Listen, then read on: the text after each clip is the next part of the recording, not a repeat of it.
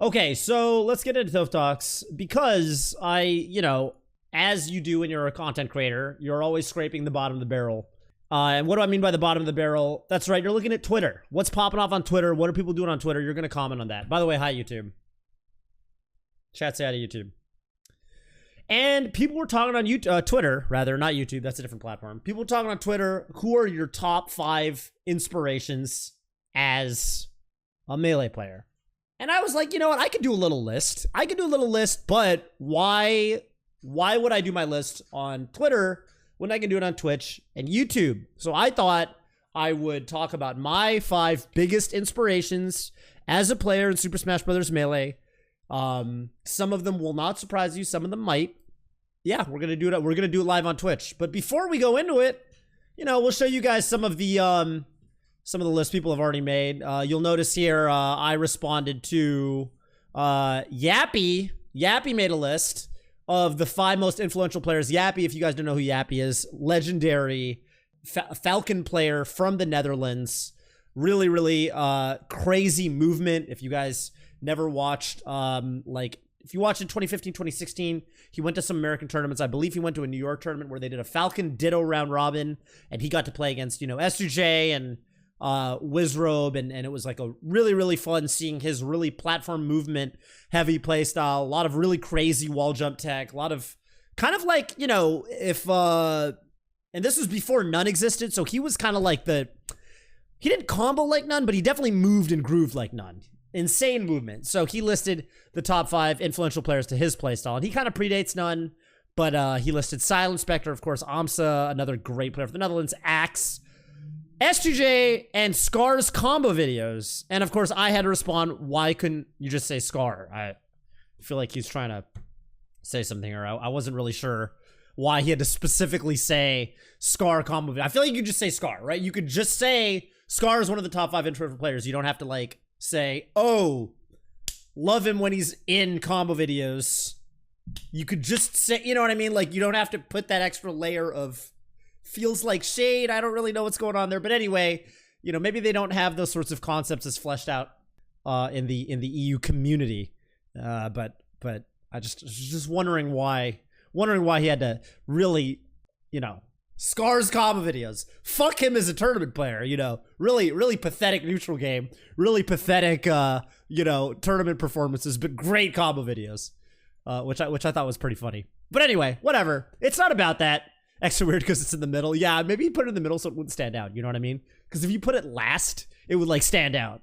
This is why you need me. You need someone like me to identify these things and point them out. Because otherwise, they're gonna completely fly under the radar. But okay, let's do the top 5 most influential players that I think dictated my growth in the game. All right, without further ado, here we go. My top 5 most influential players as a Melee player, not as a commentator. Maybe I'll do a separate list as a commentator some other day. We'll do a top 5 most influential commentators that influenced how I look at commentary and how I want to commentate.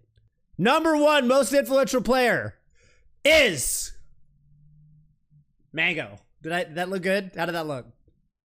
Did that work? Let's do it again. Wait, shit. Okay. Hang on. Number 1 most influential player is Mango. Shit, I did it wrong. Number 1 most influential player is Mango. There you go. Look at that. That was kind of good. The third one. This is amazing, right? That was amazing. I thought that was I would be convinced. I would be convinced that I was some sort of wizard or professional computer graphics editor. I would be convinced if I just watched that. I wanted to start with I wanted to start with the most obvious one. I wanted to get this one out of the way because it's just. Mango has to be in the most players, the most players lists, right? I think there's a lot of people that made these top 5 most influential players lists. Mango has to be number 1 on the list of the most people. Even the people that don't play anything like Mango, he's the number 1 on their list. Because, I could spend all day talking about the typical things people associate with Mango's playstyle, and I'm not going to do that. I'm actually going to skip ahead I'm going to talk about some of the stuff nobody talks about. I'm going to talk about how Ginger put Mango as number 1, even though I don't think Ginger and Mango play much alike. But Ginger, who's incredibly technical, you know, has a very deep understanding of Falco from a very scientific perspective. Squid, players like that, will always give credit to Mango for... Mango always feels like, even though he never gives the vibe or the impression of him being like a nerdy player, so many techniques were really brought to the table. I mean, the Mango is a little bit of a meme now. People are like, oh, that's the Mango. But there were so many techniques that we called the Mango back in 2008 and 2009. Mango literally taught the world that you could drift back, which it sounds fucking stupid, I know. But like, Mango taught us that as a Space Animal player, I mean, we used to shield pressure people by hitting their shield over and over. Down air shine, and Mango was like the first person to do down air shine, nair, drift back, and then bait the shield grab. Instead of trying to do his shield pressure so fast that the shield grab wouldn't work, he was the first guy, I think, that really at the top level of play was baiting shield grabs with like aerial movement as a space animal. And, you know, if you used to watch the Mango Mewtwo sets, he got so many stocks when he first started beating Mewtwo off of just aerial drift. You know, you look at things like Squid. Squid made a video about a while back on Twitter about how Mango does a very specific timing when he downers your shield where he's -6 on shield. If you don't know what that means, it means that he's not hitting you as low as possible with the downer, but he's hitting you just high enough that you think you can shield grab him, but it takes 7 frames to get a shield grab out, and Mango can act after 6 frames.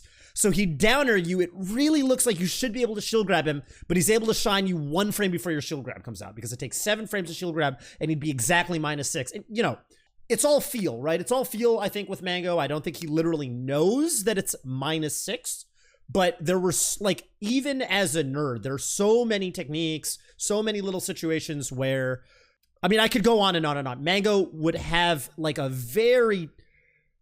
I mean, I'll give you another example, okay? I was playing Mango at Summit 11 very recently because he couldn't find a Sheik player to warm up with because all the Sheik players either moved to Pakistan or quit or went on hiatus. So Mango asked me to warm him up with Sheik for Plup.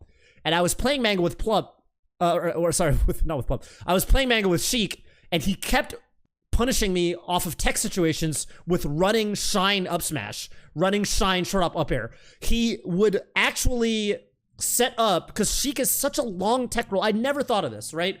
But Sheik is such a long tech roll that on reaction, he would be dash dancing and run and put a shine in, because you can't do this against a character like Fox or Falco. They don't tech far enough, but Sheik techs so far that you actually break into your full run, which means you can do a running shine without having to jump cancel out of your initial dash.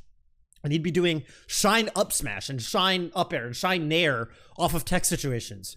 And he would like do these really, really optimal, like optimal is not even quite the right word, but like, okay, what I would say categorizes or defines Mango's modern play for me that I noticed very recently from him is a lot of people are content to either, like, they'll either take their guaranteed damage, they'll take their guaranteed combo and combo as far as they can, or they'll stop and they'll set up for like a good situation. Mango, more so than anyone I've played recently, was very down to end his true combos in 50-50s, where I felt like every hit of the combo, like he could extend it if he wanted, if he made the right read. And so he was getting these crazy, like, they're not true zero deaths, but these crazy, like, basically zero death combos where he would like end it and you're not sure if he's going to go for another read or if he's going to back off. So you always feel like you're in a bad situation once you get hit. And I thought it was really, really like different than playing a lot of other players. And again, this was 2021. This was very, very recent. And he's always been this type of player. He's always had these little small optimizations that he does that no one else is doing. He's always had the best defense of a Space Animal player. He's always had the best recovery. He's always had the best techs. He's the hardest player to tech trap. Also, when I play him with my Fox, even when I feel like I'm playing really, really well and against any other Falco player, even the good ones, I would be getting them with a lot of shine out of shield. Against Mango, I can never shine him out of shield. He's always, always, always giving his opponent the benefit of the doubt, spacing around out of shield options perfectly, timing his pressure around out of shield options. I mean, I'm sure you guys see where I'm going with this, but Mango has that's right. Blue beat, black beat combos, blue combos. That's right. Mango's a blue beat master. Black beat is what they call it in Guilty Gear, and it's when you do a combo that could have been teched out of, but you keep going. And Mango's always been just the master of this stuff. He's always had so many things that he would bring to the table that no one else was doing. He was always looking at the game almost like, what's the word? Like it's almost like he's looking at Melee isometric to the way everyone else is looking at Melee. That's why I got him, put him at number 1. It's the original. I mean, now I think he's known for his charisma and his charm, and obviously he's a huge stream. But I would say that back when he was getting really good and when he was starting to become, solidly the best player, he was the reason I think he captivated so many viewers and players is because there were so many things so many instances where he was looking at the game from a different angle than everyone else, almost like a mangle, an isometric angle. He was looking at the game isometrically to the rest of us. We were looking at it this way, and he'd come in from the side. He'd turn the camera sideways, and he'd look at it from a different angle. It was very impressive, and I think everybody, everybody has a little bit of Mango influence on them to a certain degree. But I think Mango is the number 1 type of player where even if you're not the type of player that plays like him, even if you're not a Lucky or a S2J or what have you, you even see the people like I said, Ginger, but like Fiction, you'll see a lot of people put Mango as their top 5 influences just because there's always something you can take away from him. There's always something you can take away from him.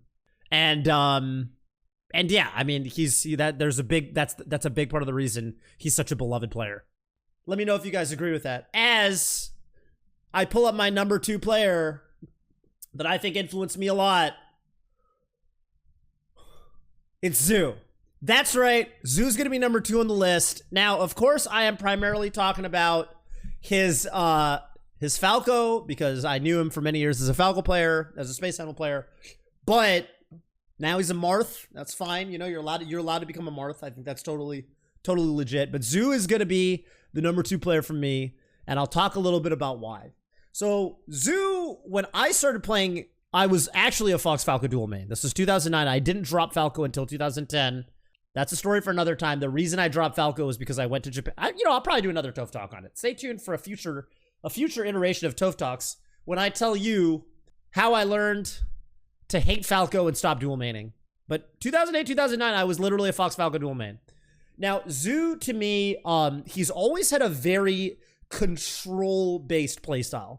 He always wants, in some ways, he's very different than Mango, because Mango is down to push the limits a little bit, push the limits a bit, push the limits a little bit, push the limits a little bit. Mango is down to forge into the unknown, and when you're fighting Mango, it feels like he's always taking you. There's a great quote. It's a chess quote. The chess quote is by, if you guys have seen that video that compares Melee players to chess players, it's by Mikhail Tal. And Tal, of course, is the player that Mango is most likened to, which I think is completely legit. Tal says, you must take your opponent into a deep, dark forest where 2 + 2 = 5, and the path leading out is only wide enough for one. I would say that when I play Mango, it feels like I'm in a deep, dark forest. 2 + 2 = 5. Nothing makes any fucking sense, and only Mango gets to leave. That's what it feels like fighting Mango. Zoo is a very different type of player. I don't think Zoo takes you into a deep, dark forest. With Zoo, everything's illuminated. Everything's out in the open. But Zoo, where Mango wants to forge the unknown, I always felt like Zoo has a very controlling playstyle. Zoo wants to have perfect, how do I say, control. Like, he wants to have, he wants to basically just choke you out and remove all your options until you have nothing left. And it's never really unclear, like it is with Mango, what the stakes of any given interaction are. But he is a very, calculated, cerebral player, very, very technical. One of my favorite Zoo games of all time, in fact, was this particular match, and I think we're gonna watch. I think this match really illustrates. This is a more recent one, but this match really illustrates what I love about Zoo's playstyle. I think it's an awesome, awesome game. Let's take a look at this. This is from Neo Nebulous 3. This is a New York tournament from 2015. Leffen was one of his... This was certainly when Leffen was already considered, a god slayer. This was well into his arc of beating, Armada and players like that. So clearly he was the favorite for this tournament. And in Winners Finals, he had to play Zoo. Really liked this set. You can already see at this point that you know, the level of play is quite high. You know, they're doing a lot of modern stuff. Great whiff punish there from Leffen. And yeah, with Zoo, I always felt like playing him, it felt like nothing was for granted. You could not take a single thing for granted. He would milk the tiniest amount off of everything. I remember feeling like he was the #1 Falco by far that I could never hit with full jumps. He always spaced outside of Fox's full jump back air. He made it so frustrating to try to, because you know how the classic Fox-Falco matchup, Fox is always trying to hit you with full hops, right? Falco has to space around full hop, use lasers to contest full hop, and Zoo was the hardest guy to make the full hop playstyle work. He would never give you even an inch, and he was really, really good, even with Falco's pretty mediocre dash dance. PP says in metagame documentary, I need a longer dash. That's why he plays Marth. But yeah, Bones, I think you're the kind of player that would be, yeah, I definitely see the inspiration there. Part of me wonders how much of it is that I am clouded by the fact that you both play Blue Falco, and I feel like I'll always kind of assume, like, look at that right there, always spacing outside of the full jump, right there. This was just masterful spacing here. Look at that. Leffen definitely stood still for a moment. Almost looked like he missed his L cancel. I don't think he did. Little dash dance there. Zoo, and I mean, he was a really interesting Falco too. He wasn't super duper, you know, I always felt like out of the Falcos I would fight, he never did anything cheesy.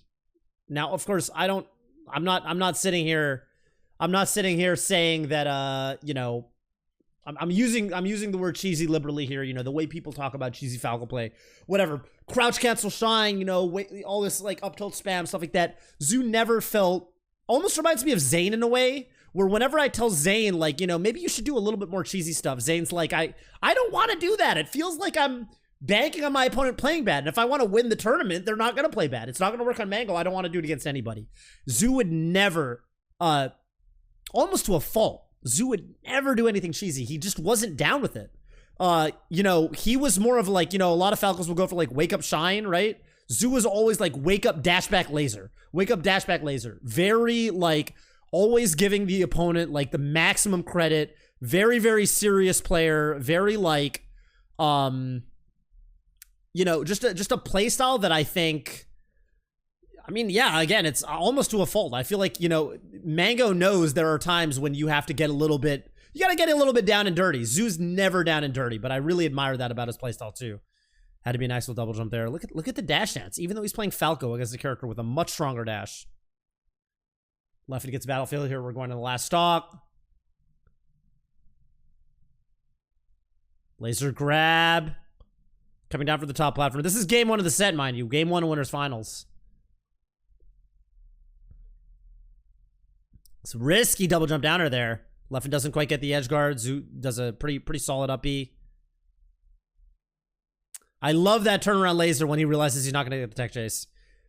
And they used to call this the Zoo Nair. I know these days this is called the Ginger Nair, but you better believe it was the Zoo Nair first. Taking away all the recover options. Little mid-set pop-off. Really feeling it. Look at the pop-off. Oh, feeling it, dude. Feeling it. Look at that little fist bump. That was badass. That was badass. With Zoo, I noticed this primarily with his Marth, but I was telling him this at Summit, and he immediately agreed with me. I told him, you know what I really like about your Marth is that I feel like when you play, you try to distill the game to a series of minigames. He actually tries to make Melee into Mario Party. And I think that it's a really good playstyle, actually. Like, when I watch his Marth, like, I really got this sense when I watched him play Newt during the 5 days of Melee. They did an exhibition set. It was like a money match or an exhibition set.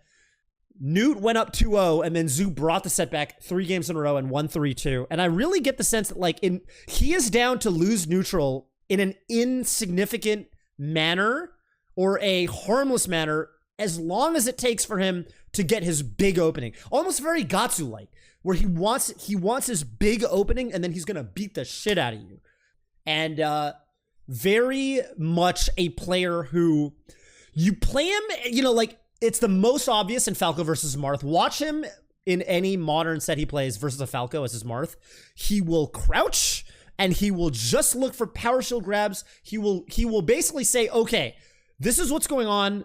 You are not going to be able to laser me. I'm going to power shield your approaches, and I am going to basically grab you, and then I'm going to kill you because I know the flowchart perfectly. I know how to pivot tipper perfectly. What up, Poof? Long time no see. Good to see you around. I love that Zoo has this power to turn Melee into a series of mini games. I never really felt this way about his Falco so much. It kind of makes sense when you take the bigger picture and you treat it as like he's trying to just have the maximal control over any given situation. Because what better way to have control over the situation than to turn the game into a series of little isolated moments where you know you're going to be able to outplay your opponent. And that's what I really like about his current playstyle. And I think there's a lot to say about that playstyle for a lot of players. Another player I think does this really well is Wizrobe. When I play Wizrobe, I always just feel like, okay, we're playing and, you know, you're doing the normal whatever stuff. And then as soon as you give him just the tiniest little inch, your stock is gone, right? It's not really forced 50-50s so much, but kind of.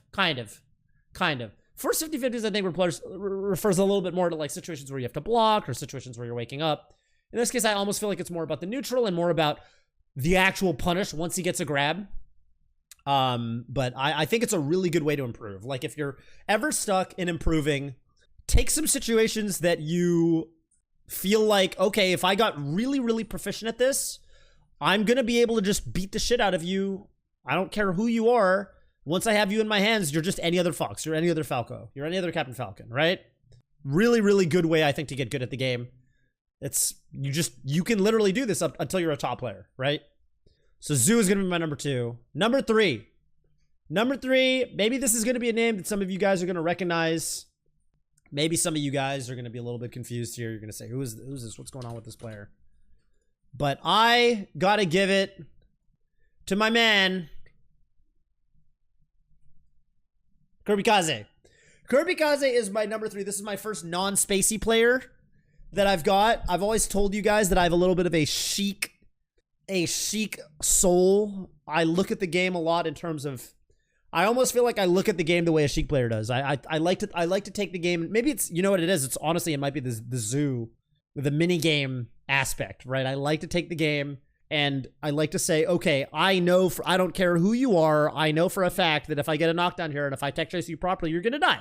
You're going to die and there's nothing you can do about it, right? Because I understand all of the DI interactions. I understand all that stuff better than you. If I'm executing properly, then I'm gonna obliterate you. Now, Kirby-Kaze, what kind of player was he? Because this is going to be a name that I think the new school kids are going to be a little more confused on. Okay, Kirby-Kaze number 1 was one of the most influential voices on Smashboards. He was one of the best spoken players on that site. He was very, very active on Smashboards. He posted a lot of theory. There's a reason him and PPMD were such good friends. They went back a long, long time, and they used to talk to each other all the time about the game. All kinds of theory crap was going on. And Kirby-Kaze, I mean, it wasn't just Sheik, right? He played other top tiers as well. Kirby-Kaze was definitely one of the leading minds in terms of just modern Melee. You know, he was one of the first people who really broke down. I remember back before we dashed back out of Crouch, he was one of the first people that was labbing Crouch tech chasing, but instead of dash back out of Crouch, you dash forward and then you dash dance. He was just like, so, I mean, I'm even gonna, as I talk to you guys about Kirby-Kaze, I'm gonna see if I can pull up some of his old posts, just to show you the kind of cerebral player he was. And before I go on talking about his theories on the game, don't get it twisted. This guy was also literally number 6 in the world. He was a top 10 player. When we first solidified the 5 gods of Melee, Mango, H-Box, Dr. PP, Hungry Box, and of course Mewtwo King, in the very first rankings where there were the 5 gods, Kirby-Kaze was number 6. Kirby-Kaze was like definitely number 6 in the world at that point. And I guess the sad thing is that like the MIOM rank was established a little bit after this point, because if you look at the first version of the SSBM rank, MIOM's SSBM rank, this is the one where I was, what was I, 97 or something, 95. So Kirby-Kaze was 9th on this list, still top 10, ridiculously good player. But if you asked anybody in 2012, the year before this ranking came out, he was 6th, easily number 6th. Like, it wasn't even a question. It wasn't even a question. And he was just a incredibly, like, cerebral, I mean, I'm using this word for Zoo, but he definitely spent a lot of time, you know, dispensing as much information as possible to other members of the community. He was incredibly technical. He had incredible movement. He had incredible punish. He was the first person where, like, I hated watching Sheik before Kirby Kaze. And then Kirby Kaze came out, and I was like, wait a minute. Sheik is a really fucking cool character. Kirby Kaze was my original inspiration to pick up Sheik. Easily the coolest Sheik back in the day. I think now, you know, you got Plup, right? You got Spark. You got players like that. J-Mook. Kirby Kaze was the first Sheik of this prototype. You can ask anybody. You can ask Plup. Plup will tell you. Kirby Kaze's Sheik was the real fucking deal. He was so fast. And, yeah, he was super duper active on Smashboards. And he was just like, I just like really, feel like a lot of the ideas about, you know, he coined a lot of terms too. He coined the term like reaction window. He would say things like a reaction window. In other words, like, you imagine your Sheik, right? And you short hop above your opponent. You wait to see if they dash in, and you basically, like, if they dash in, you're going to forwarder them on their approach. If they don't, if they dash dance a little further out, you might throw a needle, do an aerial needle, which reaches a little bit further out. Or you can empty land, fast fall empty land, right? If they're not approaching at all. And then you can go for something like a boost grab, what have you. So he was one of the first people that talked about all the concepts that Drug Fox talks about today, for example. What does he do now? I don't think he really plays that much Melee, but he came by the stream the other day, about a week or two ago. He came by, he was in chat, and that was a lot of fun having him. And he also made a wonderful MS Paint guide. Wonderful MS Paint guide. How to SDI Foxes up, throw up air, and not die. It's FD lols, but with the chirpy background. You got the evil gay fox, and you got the demo Kirby. Kirby's going to try to get out of the up throw up air. Before anyone asks, Kirby Kaze is very gay. Probably needs to be, should be said. This is probably Kirby Kaze, as a matter of fact. So step one, you got to be fighting Fox. Doesn't work if you're not fighting Fox. This is my favorite thing Kirby Kaze ever made, by the way. It's FD lols with chirpy background. There's a lol. In the background, there's a smiley face. Okay, he gets grabbed. So he gets grabbed, right? And then now he's getting thrown. Uh-oh, Kirby's getting thrown. Step two, get grabbed. Usually not a problem. You're going to get grabbed. Step three, this is what you're not supposed to do is you're gonna get up aired, right? But you DI down or you do some bad DI or something, and then you explode off the top. And this is Fox's upside down because he's up airing. And what you're supposed to do is you DI behind. Now Fox has to run to get over there, and then you SDI the way Fox was coming. So that Fox goes this way, you go that way, right? Because can you guys visualize it? Like, you DI behind so that, first of all, Fox has to hit his dash back. And back in the day, we didn't have UCF. And let me tell you, no one was hitting their fucking dash back in 2007, okay? So you dash back, or you DI back, Fox dash back. If he hits his dash back, now he's got to go for the up air. You're going to SDI the first the way he was coming, so you guys go past each other. I hope that makes sense. You know, like in Rush Hour, you go that way, I go this way. Where's the fucking scene, man? Yeah, right here. This man, why didn't you tell me this man rolls like this? I told you already. No, you didn't. I did. What you say? I did this. What does this mean, man? Speak English to me. That means I go this way and you go this way. I go that way, you go this way. Yes. Okay. And that's how you get a Fox's up throw up air. I go that way, you go this way. That's how you do it, okay? I want you guys to remember that. It's very important. Anyway, this was a guide that Kirby Kaze made. It was very instructional. No, he didn't actually always talk like this with the little carrot fucking anime emoticons and stuff, anime smileys. He didn't always talk like that. Usually he was much more cleanly spoken, but I think it needed to be done for the purposes of this MS Paint guide. Anyway, whatever. Extremely good player, and while I continue to talk about him, I'm going to pull up one of my favorite matches of his. This was the time that if you've never seen this, this match, this will because this is not a super well-known set. This is the time Kirby Kaze should have JV5 Kalamazoo. Game one, this was Get on My Level 2015, Gommel. Actually, let me just go back. Kalamazoo, of course, one of the, best Peach players ever. And this might have been, first of all, that first talk was ridiculous. Blink and you'll miss it. Blink and you'll miss it. Do you think the Rush Hour movies age poorly? Absolutely the fuck not. No, I watch them like once a year. And they definitely get better. every time you watch. There's no, they definitely don't age poorly. I mean, the level of precision is so ridiculous in this game. It's not going to take very long. You'll notice that Kalamazoo's already missing 2 stocks. By the way, this is Peach, right? I would say that if you're trying to get a JV5, I would say that Peach is one of the hardest characters to probably get a JV5 on. Kalamazoo's like, God damn it, dude. We didn't have lighting back then. This was before mankind invented lighting. Crazy boost grab outside of Sheik's range. Dash up smash. I mean, it's... That back air is ridiculous. This back air, this is what he does, the rising one. Baits him with that back air to come in, go for the fast fall. Gets another one. No jump on Kalamazoo. And what the fuck is this runoff forward air? Come on, man. You knew this was going to hit. What kind of wishful thinking? This is what None always, you know, None always talks about when he gets JV5s, it's always accidental. This is why. When you have in your head, I'm going to get the JV5, you're going to do some stupid shit like this. What is this forward? This forward had no business. This is never going to hit. He should just needle or should just grab the ledge. He literally would have JV5 if he just needled to grab the ledge. And then, okay, it's not a JV5 anymore, so no one cares. Whatever. And then they interact a few more times. Obviously, Kalamazoo's not going to win the game. And then, like, down throw. Fucking clean down throw up here, by the way. I know a lot of Sheik players, even today, who, off of this down throw, would go for a forward air. He was one of the big proponents about down throw up air, even if they DI out. And he was really good at it. There were a lot of little optimizations that I really like. You know, people talk about the Leffen up air today. He does that short hop. Leffen does that short hop rising up air when he combos Marth. That was something Kirby Kaze used to yell about nonstop.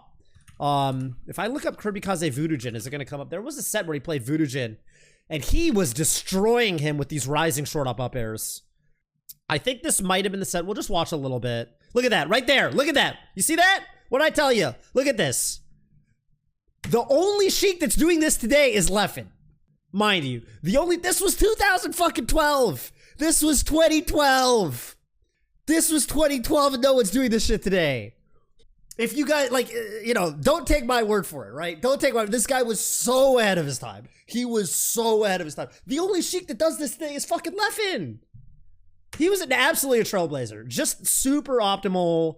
And, you know, he was the kind of guy, I just loved his outlook on the game, his attitude, because he would yell at people and he'd be like, why are you doing all this suboptimal shit? Why are you down smashing here when you could get a fucking big combo and kill them? You know, I don't understand. He was one of the people who was really, like, big on, like, let's actually push the meta. Let's all get better. And I loved his outlook on the game. I loved how he was willing to help others. I loved the way he talked about the game. I would say as a content creator, he's probably one of the most inspirational to me because of the way he broke things down, the way he did an analysis. And he was just a monstrous player, just really skilled, really awesome outlook on the game. I wish he was still around, wish he was still active. I'm sure he would still be good, but in any case, that's going to be number 3 on my list of inspirations. Number 4. This one is going to be, I have to be honest with myself. I have to be honest with myself here. And I have to do this. I have to do this because it wouldn't be an honest list. It wouldn't be an honest list of my origin story if I didn't include this player. Okay, the player I was gonna list as an honorable mention, or the player I was gonna list as my number 4, I'm actually gonna leave as an honorable mention because I think the video works better that way. So I will provide, to be honest with you, this is completely fair. And the number 4 player I'm gonna put on my list is Vish. Now, Vish, I would say, is not necessarily an influence in terms of my playstyle the way some of these other players were. But Vish was absolutely the reason I got into the game at a competitive level. Vish was the reason I picked up Fox. The reason I picked up Fox... Okay, so I've told this story before. You can go find... I've got a video on my YouTube channel that's like the Toph origin story.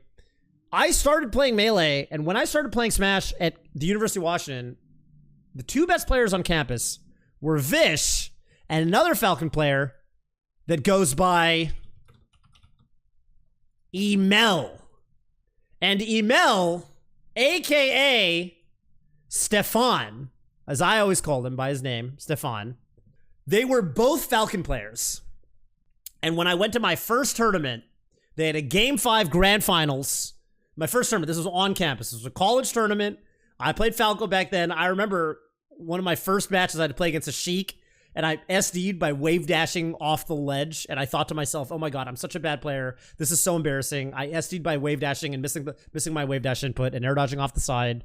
That's so embarrassing. Good players, that never happens to them, I'm sure. Little did I know that it would continue to happen to me over and over and over and over and over for the rest of my competitive career. But that was the level of player I was. I had no idea what competitive play really even constituted. And grand finals of that event was a Falcon Ditto between the two best players at the University of Washington by far, Vish, who was a solid Falcon player as you know, at this point already, and Stefan, aka Mel. And I have to shout out Mel here. I have to give him a bit of an honorable mention because even though I don't think he stuck around in the Melee community for as long as Vish did, I got to include him. I have to include him in this conversation because not Vish, Stefan was the guy that I sat down with him at a corner setup. And, you know, for me, right, you got to realize I was 18 or 19. This was college. I watched Melee for a lot of my high school life. I watched Ken. I watched Chillin' Dude. I watched these players.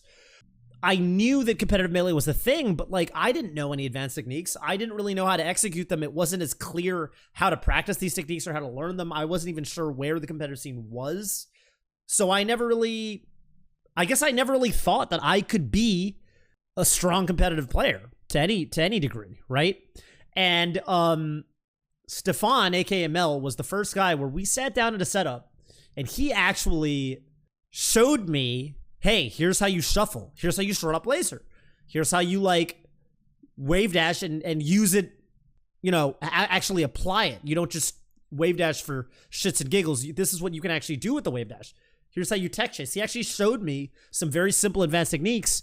And he was like, look, I can do these techniques. You can do them too. You just have to practice them. And it was the first time I remember sitting down and ever thinking, I could do this stuff.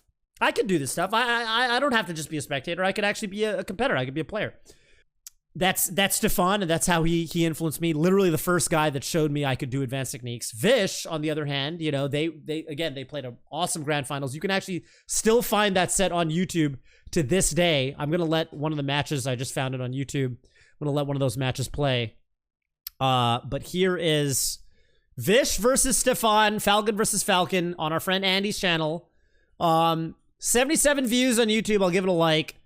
And yeah, they were Falcon Dittoing, and this was 2008, and they weren't, you know, they weren't Dark Rain, they weren't Scar, Silent Spectre, but they were, you know, they're pretty good. I think some of the ideas you can see are there.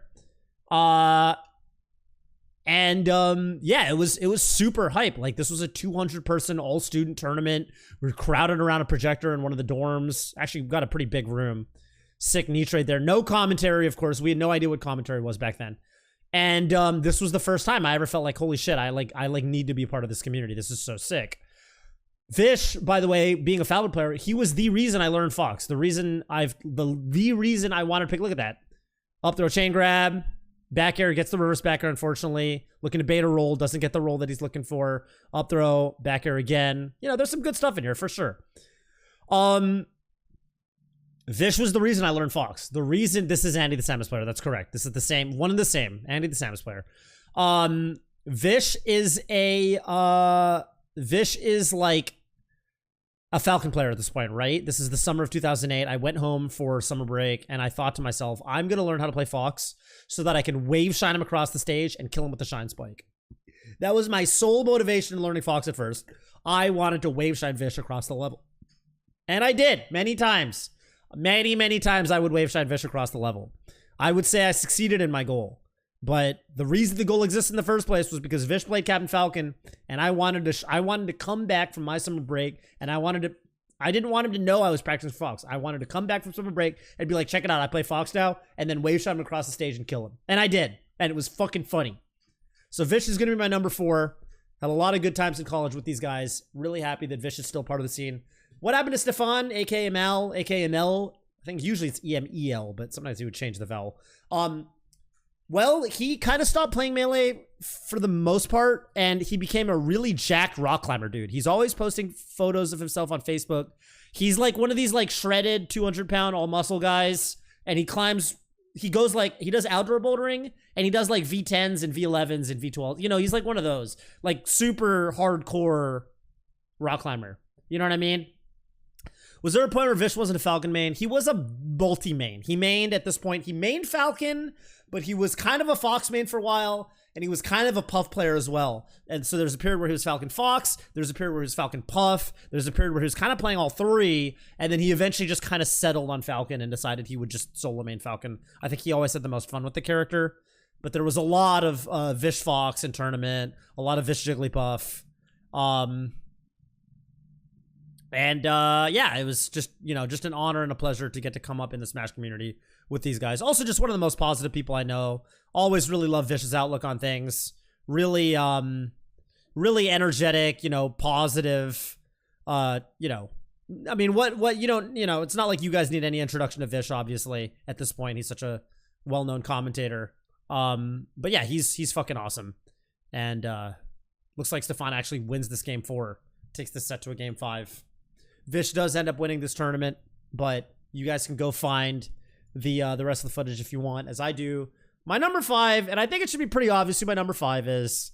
I don't think this is going to be a mind blower to anybody in chat. You guys are all going to be pretty much able to guess who's number 5. But of course, I'm talking about Silent Wolf. Silent Wolf is my number 5, and my arguably biggest inspiration. Him and Mango, I would say. I didn't do this list in order of like what the inspirations are. I would say Silent Wolf and Mango got to be my number 1, number 2 in some order.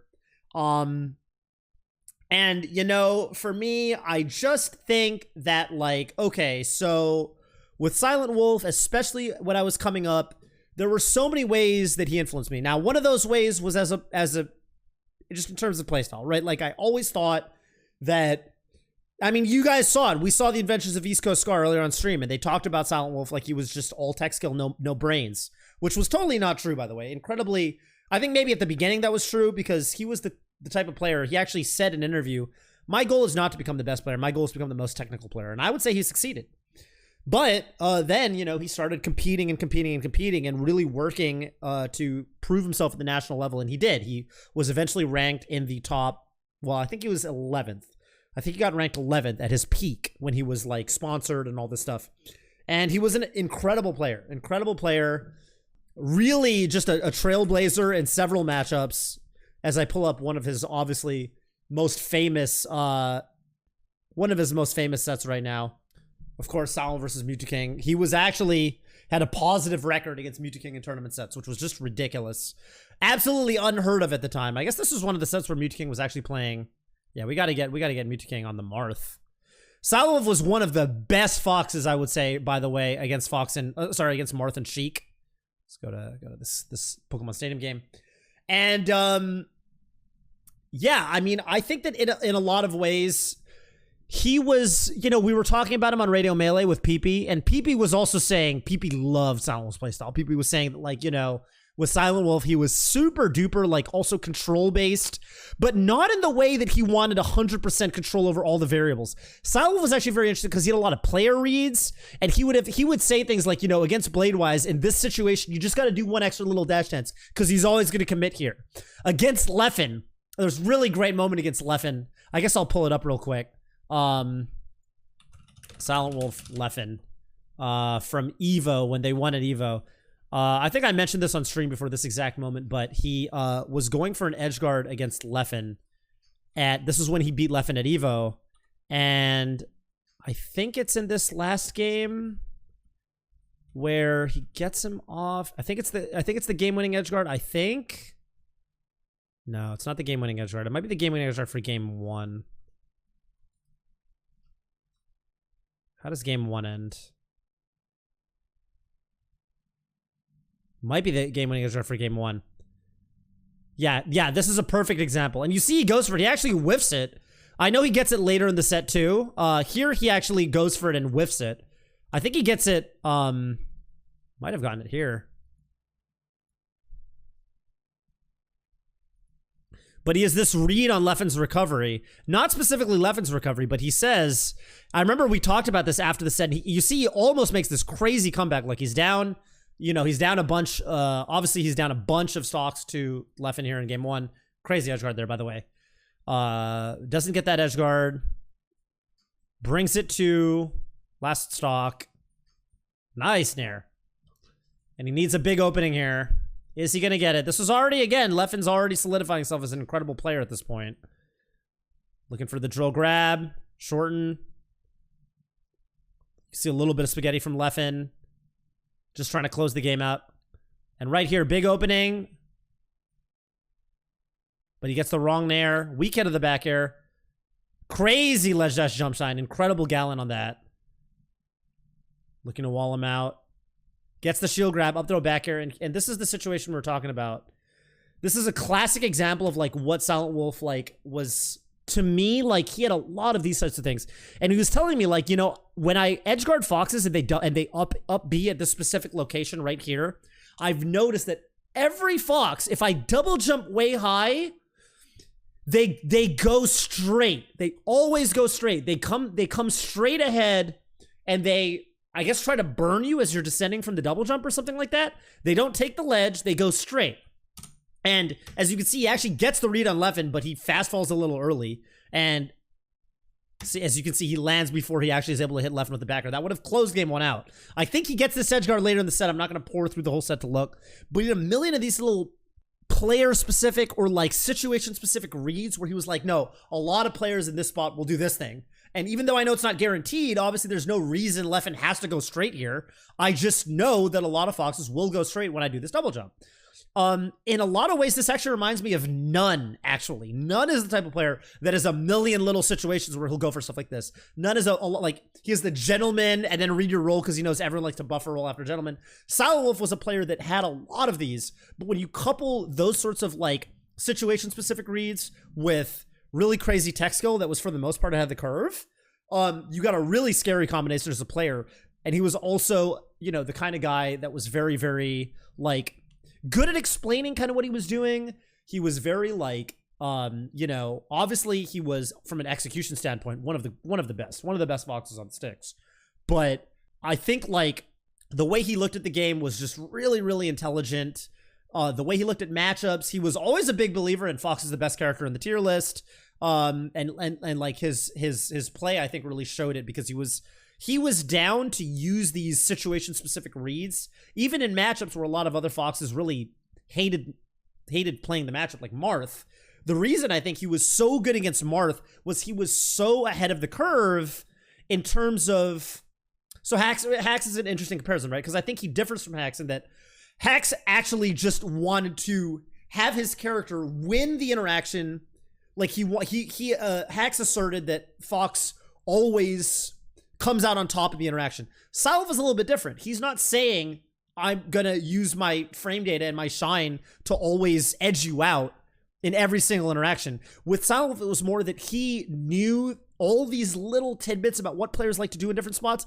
And against Marth, he was like, no, I know that he's going to dash back here. Every Marth is going to dash back there. So why would I be scared of Marth's incredible dash back when I know I'm going to be able to get the read? I don't think he worded it quite like that, but like that was the kind of player he was. I'll go back to this Music King footage. And he was like, this combo was a classic example. This is standard Silent stuff. Forward throw, knows he's going to get the DI in because Marth, remember we talked about what did Kirby Kaze say? If you want to DI up throw up air, DI behind the fox. But if you do behind the fox, you're DIing in on forward throw. And if you DI in on forward throw, then what happens when you get forward thrown? Fox can dash stack you, and it's a true combo. He could have actually drill reset on the platform here and maybe even gotten a kill. But he goes for Nair instead, looking for a shine spike. Crazy air dodge there. So he had a million like little. And you see what I mean, where how, Hax would say, Hax is with the Hax mindset or the Hax mentality, Hax would say, well, that's not guaranteed. So if it's not guaranteed, I don't want to incorporate it into my playstyle. I don't want to mess with it. I'm looking for the guaranteed stuff. With Silent Wolf, it's all but guaranteed. He knows that it's what they're going to do because they're looking for your up throw. And he had a lot of little spots where he had very specific, interesting combos that he would do like this. Mango-esque in a way, because Mango's also this type of player where Mango's down to take 50-50s, take 50-50s where the opponent especially doesn't quite know what's going on. But with Silent Wolf, it was like he was banking on players' habits in a very like calculated way. And he just had this playbook of like, yeah, I'm going to do this in this spot because I know that the way Marth players are, they'll do this. The way Peach players are, they'll do this. But this is only half of the reason I respect him so much as a senpai, if you will. He was also just like the guy that got me really interested in high level play in general, because when me and Vish and Sizz, who was the other player, you know, back then the Washington PR was basically the power rankings were Silent Wolf, then Bladewise, then me and Vish and Sizz in some order. Sizz was a Marth player who now lives in New Jersey, but back then he was Washington, Seattle. And he was always telling us, you guys got to get to the level where you can compete at majors, because national play is where it's at. It's the highest level of play. You got to get to the point where you can at least make it out of pools at these things so you can go play with the best of the best. That's the most fun you're going to have playing Melee, is playing at majors in top 64, top 128, whatever. And he was really, really, really encouraging to us that this is what you should be setting for yourself as your standard. And from that regard, he was just super duper helpful to have as a, you know, as someone who kind of inducted me in high level Melee, if you will. I remember I used to take the bus an hour and a half to his house to get a practice session in, and then I take the bus an hour and a half back to my dorm or what have you. And he had an amazing Melee career. Obviously, he beat so many different top players, and he's got to be number one for me, both in terms of play style and in terms of just everything else, what he did for the game. And fun fact, he's one of the only players I ever get mixed up with. If you guys might remember this from like last year, but Axe was streaming. It was really, really funny because I was not streaming. I was off stream. I was playing Slippy, and I ran into Axe on Unranked. It was really funny because Axe was like, wait a minute, is this Silent Wolf? Like, he didn't know. This was like, I think I was using a Smurf username or something at this point. And he's like, is this Silent Wolf? Am I playing Silent Wolf right now? Like, what's going on here? Is this Silent Wolf? And no, it wasn't Silent Wolf. It was just little old me. But it was really funny that Axe actually mixed up, me and Silent Wolf, because he's definitely the only player that people would actually say that I play like. And I think it makes sense because we played so much. I stole so many little things from him when I was getting good. And it's always an honor to be compared to him. So that's my top 5 list. Any questions? Who'd be an honorable mention? Well, Stefan Emel, who I put at 4th alongside Vish. He would be an honorable mention, right? Theoretically. I think Drug Fox for sure is an honorable mention. I mean, I get a lot of stuff from him these days. Obviously, he is my coach. I think that I would have to put KJH in the honorable mentions, and I would have to put Leffen in the honorable mentions for sure. I think Leffen, KJH, and Drug Fox are easy honorable mentions. Most influential JP player. Oh, dude. How could I forget? The most... In fact, this honorable mention is so important that... Damn, I can't believe I forgot. All right, we're kicking Vish off the list. Sorry, Vish. Vish and Stefan, you guys are now honorable mentions. We got another number 5. Because I forgot about this whole arc of my life. You see, you make a list sometimes. The true number 5. Sorry, Vish. You're actually not on the list anymore. Sorry, Vish. And the reason I got to do this is because I think Vish was a big inspiration for me to get into the game, but less of a gameplay-based inspiration the way these other players are. So without further ado, the actual number 5, now that Vish is number 6, he's been demoted, is, of course,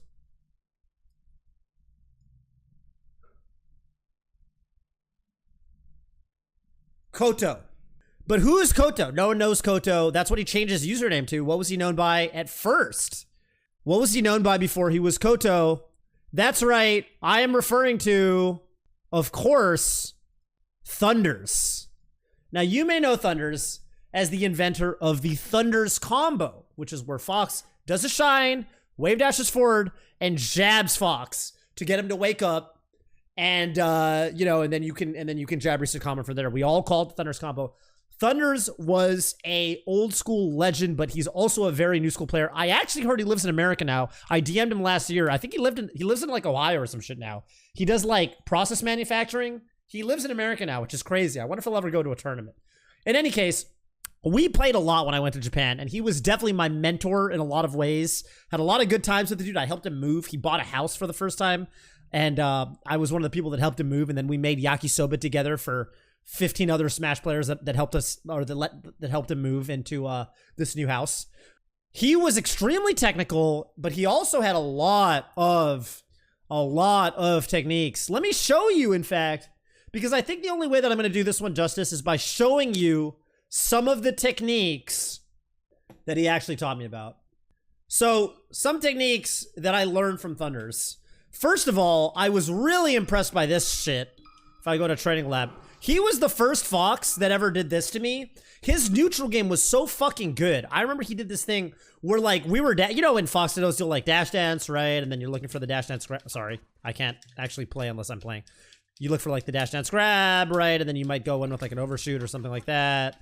Or you might, like, nair in, or you might, like, whatever. I remember we were playing neutral one day, as we do, as us Fox players do. We're doing neutral. And we were like, I was here. I was where this white fox is, right? Well, not anymore. He teched in the middle of the stage. Can you get over there? Before I told you. Get over there. I was where this white fox is, and he was over here. And he was dash dancing me out. And I came into the approach, and he read that I was going to go for an overshoot running shine, and he did like this. And he did a short hop back air where he didn't drift fully out. What he did was he short hopped and then reacted to my approach. So he's going like this, and he did like a short hop reacting to my approach, and then he confirmed that I was approaching, and I think I did a nair, and he did like that. And he like stuffed my nair, drifted in on the back air. I know this is all kind of hard to break down because it's a lot of things happening at once. He drifts in on the back air and like hard back airs me and like comboed it into a grab. And I was like, dude, what the that was so good. So he's like this, and then like grab me out of my nair, because I like, if you can imagine it, I go for a nair. I'm sure I could set it up with the Uncle Punch recording, but it's probably really hard. And I was like, dude, that's so fucking big brain. He was also a big fan of things like this. He was really big on like little small optimizations. He was really big on, he was one of the best Foxes I've ever seen against Peach. He had a very East Coast playstyle against Peach, if you guys know what I'm talking about. But one of the things he always used to say was like, yeah, it was the Wizzy Stop It with Fox. It was basically the Wizzy Stop It with Fox. And a little more reactive than preemptive, but basically Wizzy Stop It with Fox. And he was a big fan of like, if you're downering right on top of the Peach, don't wave shine forward to up smash her, because what if you get on top of her, you know, you go like that, right? But he was like, you know, well, what if you accidentally go that, and then you're whiffing, you're hitting open air. So what he always said to do was, and this is the kind of player he was wave dash down, and then you can just run over and dash up smash her. And then it doesn't matter which side of her you land on, right? So he was this kind of player that was like, he was very big on like, dude, there's these little optimizations that like, no one else, and especially for the time, because you got to remember, this was 2010. There was so much stuff he did that was that just really, really ahead of the curve, really big brain stuff. And my favorite, of course, is what is called the D-Kawa technique. What up, Mark? The D-Kawa technique was named after, these days, I think it's just called the Kalindi. I actually was the person who brought this to the US. I told Zoo about this technique. I told KJH about this technique. But it's one of the coolest techniques I've ever seen. So you all know the spot. Let me take control of this Peach for a second. You know the spot where, you know, you've got a computer, right? Save positions. Let me, control. Okay, let me see if I can do this. So, save positions, record. Right? That's how Peach is going to recover a lot of the time, right? They're going to go and they're going to up B after floating down there for a while, right? That's kind of, how do I make her do it again? Like that? So you want to tech her, right? But, hang on a minute. How do I? So you can roll, right? You can roll if you get the right timing, but what if she doesn't go to the ledge? Right? And if you try to react and literally react to the umbrella, a lot of the time you'll get hit because, or rather, hang on a minute. Yeah, I'm getting the roll. How do I set this up where she actually goes on? I guess I could record multiple recordings But what you basically want to do is you want to tech this umbrella and you want to actually shine spike her, right? So, but how do you do that? The problem is, if you, especially if you're at a higher percent, like say I'm at like, I'm not gonna go and reset my percent to some high percent, but the problem is, if you go to tech this, this umbrella, by the way, why is this umbrella it's just not hitting, there we go. So if you go to tech this umbrella, the problem is, you will input a roll if you do it too early, right? You'll input a roll, and as you can see there, she even grabbed the ledge, and if you do too late, well, you know, you're gonna get hit, you might even get stage spiked. You want to be able to set up this wall tech umbrella without inputting a roll. You want to be able to hit L and actually tech this umbrella when she hits you with it. So what can you do? Well, this was something Thunder's thought of, and again, this is called the D-Kawa technique, and I'll explain why in a second. You actually grab the ledge while holding one trigger half of the way down. So I'm like light shielding with my L button. And then, if you'll notice, now I gotta do it again now because I let go of my controller. If you'll notice, I can hit R as much as I want, and I will never roll up from this ledge. I'll show you guys again. Let me just show you my inputs. Let me just do input display. General, input display, on. And you can see that you can see up top, I'm holding the L button down. I can hard press the R button, and I will never roll. Right? I will never roll.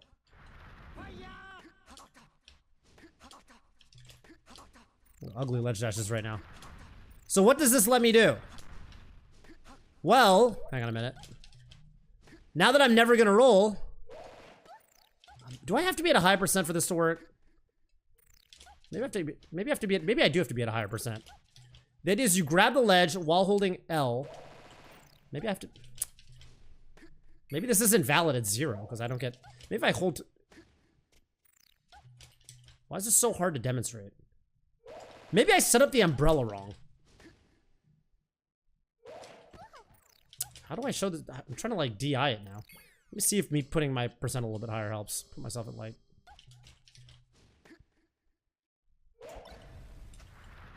So I guess you have to be at a high... You can't be at 0. So basically, since I never roll... I have to set my percent again. You guys just saw it. I know that I can just react to umbrella and press, well, R and then down B. That time I didn't get stage spiked. And you just shine spike her.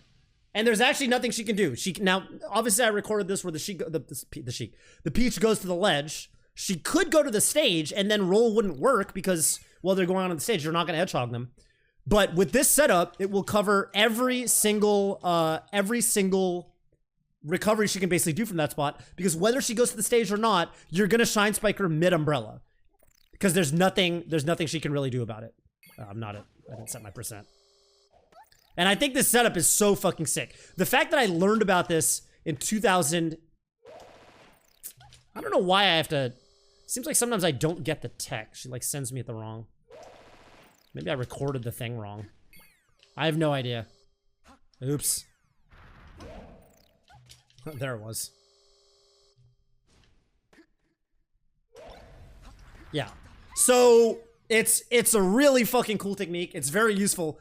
KJH is, I think, to this day, the only Fox that really does it. I know he's used this in tournament before against Kalamazoo, because I showed this to KJH in like 2015. I think these days, most people associate this technique with KJH. But I want you to know, this is originally a Thunder's original from 2010. Very specific stuff, right? You would not imagine that players in 2010 were doing things like grabbing the ledge and soft holding while they grab. By the way, you'll notice that I have to press, see my controller? I soft hold as I grab the ledge. Because if I do it too late, well, Fox is going to roll up. Soft holding one shoulder button so they can tech with the other without worrying about rolling up. Fucking super duper advanced shit, right? Like, even for 2021, I would say that most Fox players don't know about this technique. Just crazy shit. And Thunder's just had a infinite of this. He was so inspiring to play against. I used to go to his house all the time. He hosted a ton of Smash Fests. He was also just much older than me. Like, he was a really, really, like, just kind of good influence in terms of, like, I was, like, 19 or 20 at the time. He was, like, 26. So it was cool to have, like, an older person to kind of look up to because he had like a solid job and stuff like this. And spoke a lot of Japanese with him, obviously. And he was you'll notice this is a common recurring theme in my list of most influential smashers, but very much ahead of his time. And incredible neutral game too. Super duper smart player in every sense, every single sense.